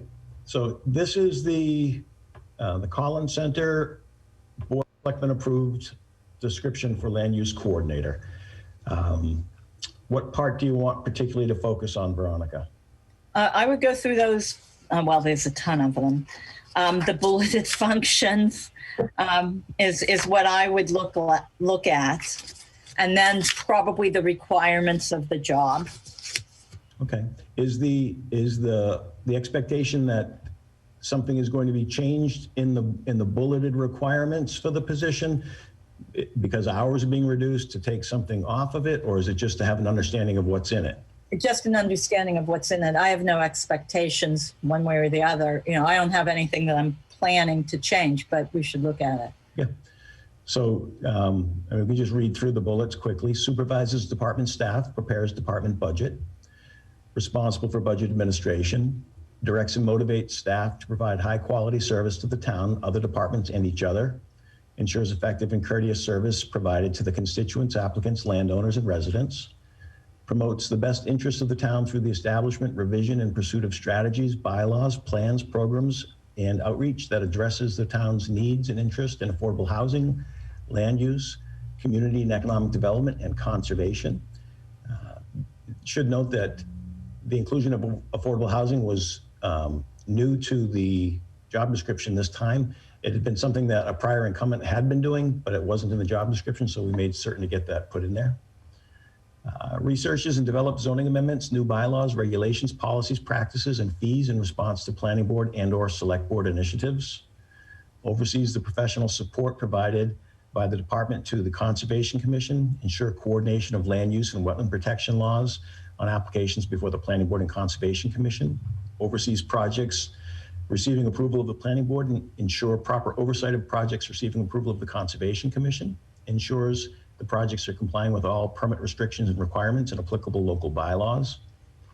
Manages the town's national pollution discharge and elimination systems, stormwater permit from EPA, coordinates and streamlines the municipal permitting and approval process, municipal inspections and enforcement actions, Coordinates and schedules meetings with various department heads, municipal staff, appointed committees, and members of the general public to share information, delegate tasks, review progress, and facilitate successful completion of projected goals. Monitor national, state, and municipal community development trends and interpret such trends. Recommend priorities and projects for physical, environmental, and economic development. Maintain and update planning data, including land use maps, overlays, and statistical information.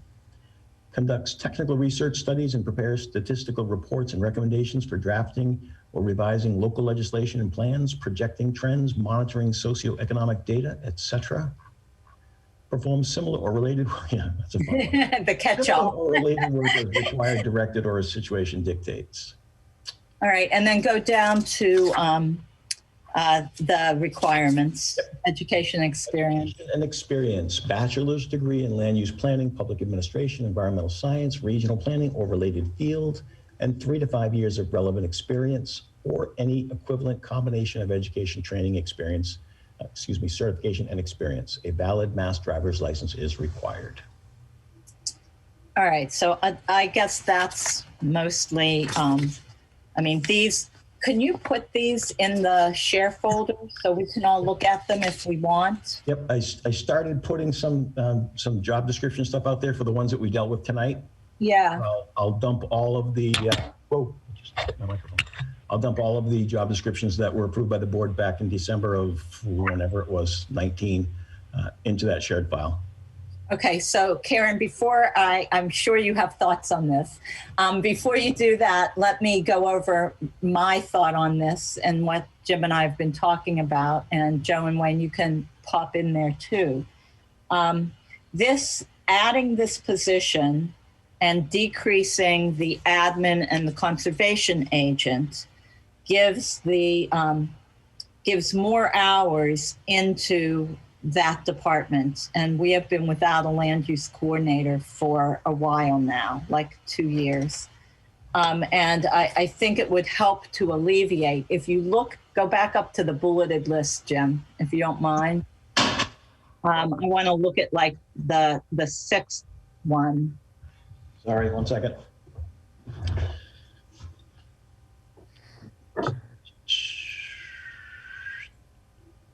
Got me sneaking away to get my coffee. Oh, sorry. That's okay. What do you want? Coffee breaks. Which one did you want to see? The bulleted items on the first page. Yep. You can just, bring it down just a little bit more. Right. I want to see that fat one at the top. Just going to try to shrink it so you can still see them, but you can. Okay, so it's the one that says oversees the professional support. That was the one that, and then there's one about bylaws somewhere, the one above it, 2 up from that, promotes the best interests of the town. And then another one. So I see those as things that perhaps the conservation agent have been focused on because this work had to be picked up somewhere. Some of it got dropped. Some of it was picked up by Beth, and some of it was picked up by Dave, I'm sure. And Beth picked up quite a bit as well. When you look at expediting permitting and those things, that's 43D stuff, and she carried a big chunk of that. She did a lot of that. And so it would, she's had quite a bit of work put on her this past year. And so reinstating this position will lift that from her. So that's just my thought. And because of the number of hours we have available in the town, it made sense to me to do a 30-hour, sorry, my other phone is ringing, a 30-hour land use, 15 and 15. And then add a grant writer position in there because that's integral too. So that's what I did. So Joe and Wayne, do you guys have anything that you want to discuss? Nope. No, I'm all right. I'm good. I mean, whatever we can do to help Beth Paxton, that would be good. She really had carried her weight for a long time. So I'm going to go to Karen then. Okay, so obviously, I'm not in favor of cutting my budget. I think you were incorrect that the agent was 20 hours and as was the admin. We've been without an admin for almost a year now, and I can tell you that we've been inundated with stuff to do. But most of these job descriptions for the land use coordinator and the grant writer can be done through MRPC, and we don't have to hire another employee to do a lot of this. So I'm not in favor of us hiring 2 more employees when we can get MRPC to do this, and we already pay them a membership fee. It's no different than if we use Neshoba Associated Boards of Health to deal with, all the Board of Health regulations and stuff. And you get a far better quality product from these professionals at MRPC. Okay, thank you, Karen. I guess my comment on that is there was no one from MRPC that would write either of the 2 grants that we just did. That would not be something that MRPC does. We can apply for DLTA grants, the local technical assistance grants, when we meet the qualifications for what they're looking for those grants. And the town has done that over the past 2 years. I think we have to, and Beth was a large part of that. And that is something that a land use coordinator could do, looking at what MRPC can provide for us. But someone has to write those grants. And I know that Beth is the person that has been doing that for the past couple of years. So the shared streets and spaces, that's not something that that MRPC would do. They made us aware of it, but they weren't out there to do the grant unless we were planning to hire them to do that, which we could do. But $3,000 for membership doesn't get us them writing grants for us for free. No, but you're looking to hire an employee that's on our rolls, and you're taking away from my budget. So you're enhancing the land use. Conscom is part of the land use department, and we had land use coordinators. That's what Lindsay was before she left a couple of years ago. And before that, Karen Chapman was our land use coordinator. And I know Karen did a lot of work for the solar bylaw, supporting that. So I think it's an important position, and I think it will. We've been without it. We've been without an admin in the Conscom office too. So, tell me about it. I know. I think that it's important to have those positions, and I think that it'll be way better off than where we are now with no agent and no admin. But I'm also telling you, having now done both jobs and still doing both jobs, that they're easily a 20-hour-a-week job, easily. I was on the Conservation Commission when we had no support as well.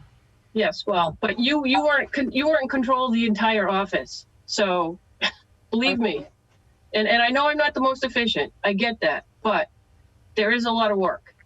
If we're bringing on 2 people, that's going to kind of help. I mean, and I'll agree with Veronica that, let's get somebody up there so people can deal with, have some hours. I mean, that's my opinion. And Madam Chair, just to kind of frame the issue a little bit, I've just been playing around on the screen while you guys were talking. This is the conservation agent. I plugged it back in at 20 hours. And this is the admin position. I plugged it back in at 19. It was 19, Karen, because it was less than 20 for benefit purposes. So that's what it would cost to have both of them back in there as they were.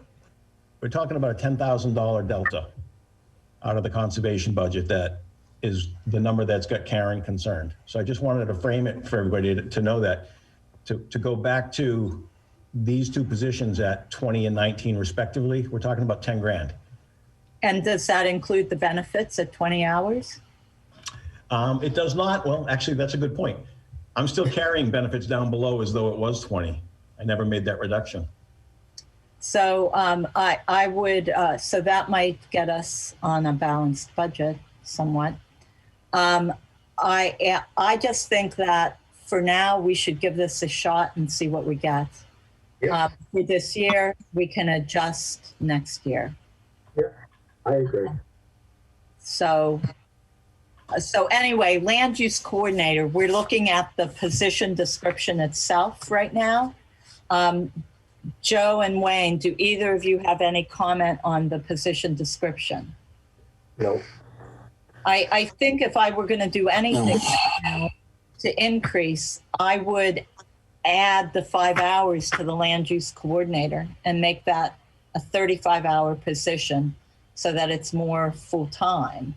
Which is what it was, yeah. Than what it was. So if we're going to add hours, that's where I would add it. Is that Beth Paxton? Pardon me? Would that be Beth Paxton's job? Only if she applies for it. Her job is under planning board. I got you. All right. She's the planning board administrator. Where is Beth at? Beth is planning. I'm just going to see what the. What happens if you up that 5 hours? So 58, $8,000, $8,000. roughly $8,000, yeah. So I'm just thinking as far as filling positions, it might be, that's an option. But I guess what I want to vote on is the land use coordinator job description. It hasn't changed, so unless you're proposing to change, I'm not. It's already been adopted by the board, so it's good to go. With Collins, correct? Yep. Okay. So, Joe and Wayne, what do you think as far as hours go for that position? I mean, you have it at how many hours now? 30. 30 now. It was 35 when it was last filled. Yeah, so 30. That's fine. I think we should see what happens with it there. And if it doesn't work, then we can change it. Then we change things, right? Yeah. Well, the only time that you'd be able to change it if you fund it at 30 and you can't find somebody is to go back to a town meeting to seek to have the line increased somehow. Okay, so if we, let's make it at 35. Let's see what this does to the budget. Yep. Make it at 35 and then go to Conscom, keep the agent at 15 and make the admin 19. So agent at 15 and admin 19? Correct.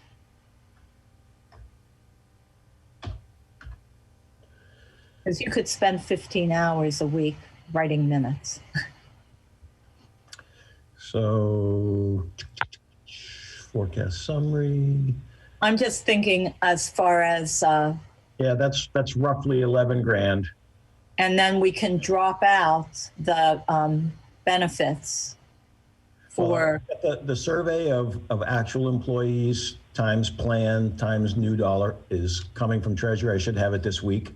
okay. So that'll wash out in that. So I'll Okay. have a harder number then. So I have a question for you. How do you think I'm going to find people to take these positions without benefits? This is ridiculous. Well, I we mean- did just hire a conservation admin last week. Yeah, but actually, I think she thought she was getting benefits because I thought it was a 20-hour week with benefits. I don't think it was posted that way. Yeah, I don't recall. It's always been 19. Both this one and the one at Highway were both 19. Lee combined both, which got her benefits when she was working it, but they've both been under that threshold. But I thought Lindsay had benefits. Lindsay did because you have to have 20 hours to get benefits. So when you go to land use, whether it's 30 or 35, this is 35. We just change it to, so let me just make that note change here. It's anything over 20 hours, 20 or more, you're entitled to benefits. And Lindsay was the land use coordinator lastly. And so she did have benefits in that position. Right. She had benefits as the admin. I don't know. Say that again? She did. And Lindsay had benefits as admin because she was 20 hours a week when she was the admin. That's back several years. I have to go back and see how far back ago that was. Probably 3 years.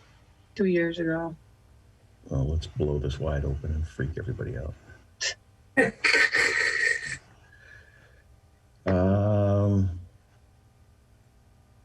Yeah, it's not even showing as, oh, this is land use, that's why. You're in conservation you're talking about. Conservation. Yeah, it only started, I'm only showing it in the budget as of 18. I think that's probably right because it's been at least 2 years since Lindsay's been gone. She was gone a year ago this December, so a year and a couple months. And Right. it was land use for, I actually don't know. A year. Before, yeah. Yeah, so it would have been, it's probably that FY18. Yeah. So anyway, okay. So neither here nor there. This is where we have the budget right now. So this, I changed back to 19. So I want to make sure that this note says that.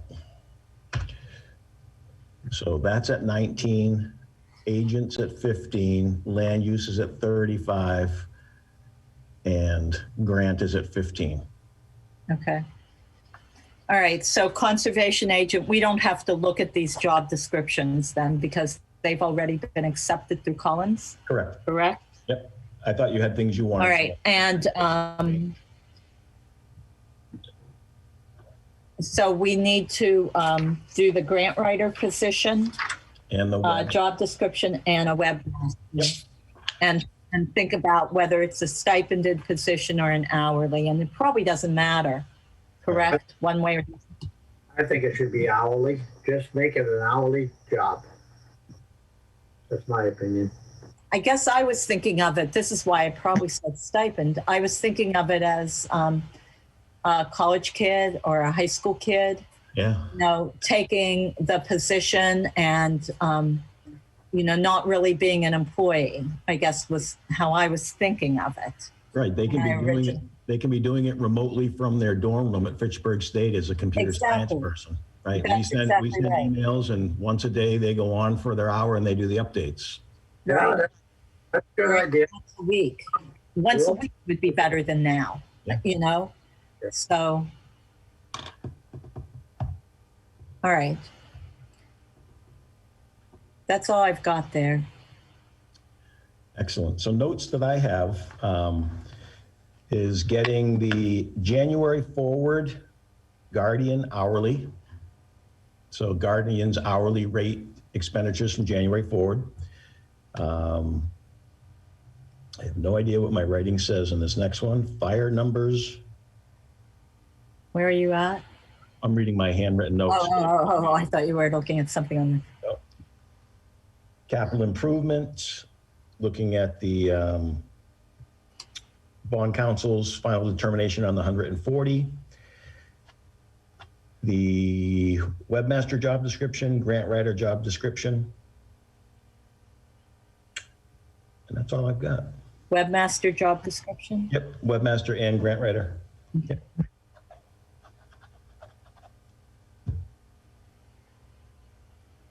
Excellent. Are we done? Uh, No, I'm going to think of something else. Wayne. That's my asking Joe to make a motion. And I make a motion to adjourn the meeting. second, Discussion, open for discussion. When is our next meeting? And or when is our next budget meeting? When do we need to meet? And I guess I'd want FinCom's thoughts on this as well. Maybe they meet independently of us. They have been meeting independently every Thursday. And I've been doing my best to sit in on those in case there were questions. But your next meeting is scheduled for the 30th. It's your work session on goals and objectives and a couple of other things. The next meeting after that is the 6th. That's your next regular meeting. I think we should keep that 30th just to that goals and objectives. Make it so it's just involved in that so we can concentrate and don't get sidetracked into our next meeting. We do have one, maybe two appointments. We have to appoint a registrar for the elections. And Neshoba Tech. And we have Neshoba Tech to appoint because they have to be done by the 31st of March. That's okay, an appointment's easy, but I don't think we should put much else on there. We should concentrate. I think that's a pretty big undertaking we're trying to get done, the goals and procedures. So that would be my recommendation. That's what I'd like to see. I don't know what The you only want. other thing I have on there, Joe, is approval of minutes. Yeah.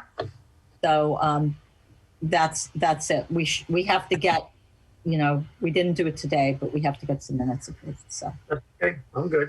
As long as we don't add a lot of stuff to it, that's all. We'll be good. all in favor of adjournment at what time is it? I don't even know. 8:20.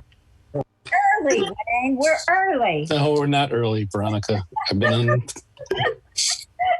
You have to go from 6 o'clock. The time before doesn't count. I go from 6 o'clock in the morning. So I'm in my office at 6 a.m. All those in favor? Oh, Shank, aye. Way Miller, yes. Thank you, folks. Oh, yes. All right. Good Good night. night. Everybody, goodbye.